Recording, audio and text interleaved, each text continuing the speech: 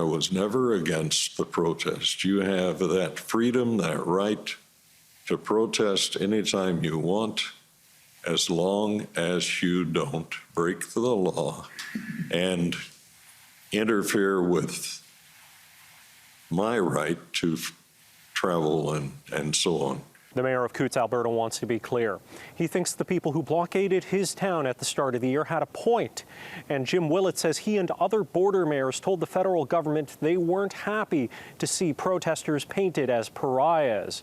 But Willett tells the Emergencies Act inquiry he began to have serious problems once he saw the effects of the blockade. I had stock movers who couldn't move cattle because it was blocked. That's a whole part of a chain. People grow their stock, they plan for a particular date to deliver it to the feedlot, so they've got feed for X number of days.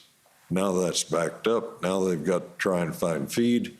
Well, gee, the feed comes from the other side of the border. Coutts was blocked from around January 29th to February 15th, concurrent to anti-vaccine mandate protests in Ottawa. Willett says he asked Alberta why it wasn't using the critical infrastructure law meant specifically to stop protests of this nature, but concedes he's not privy to what the province was considering behind closed doors. Willett adds that within Coutts, he estimates 70% of people supported protesters. But Willett said as mayor, he couldn't just ignore the 30% who didn't. I have a friend who is a veteran of Afghanistan, and she has PTSD. They had to leave town because it triggered her PTSD, and she just couldn't take it. They're back now. Older people, had one lady who would, if somebody drove her out for a doctor's appointment or something, she would curl up in a ball.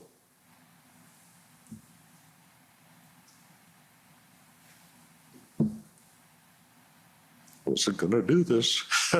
Willett adds that he doesn't think it was invoking the Emergencies Act that ended protests, but the RCMP raid the same day that saw 13 people arrested and firearms, ammunition, and body armor seized from 3 trailers Mounties allege was associated with the blockade. However, the inquiry was thrown into brief disarray when a commission attorney passed out. CMV, that's commercial vehicles? Yes.